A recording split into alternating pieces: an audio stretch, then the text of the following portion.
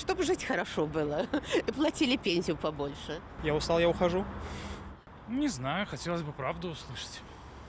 Что сейчас в стране происходит, как он смотрит вообще на все на это, как люди недовольны, знает ли он об этом, сколько людей сейчас собирается. Хотелось бы это услышать в первую очередь, его отношение к собственному народу. Сложный вопрос. Сколько наберет, наверное, процентов он? Возможно. Думаете, скажет правду? Не, правду не скажет. А что я должен услышать? Чтобы дороже это хорошо, больше ничего не надо. И войны не было, и не так, как на Украине.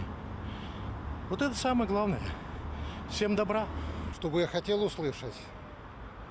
Да что жить станет не хуже, чем раньше. Насчет лучше это под вопросом, а чтобы было не хуже. О дальнейшей нашей судьбе республики. Будем же мы счастливы или нет? Прощение перед народом. Прощение, только прощение. Думаете, И раскаяние. Нет, не уверена.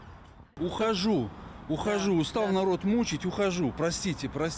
Вот единственное, что можно сказать, народ как-то его поймет. Все остальное, думаю, враньем будет.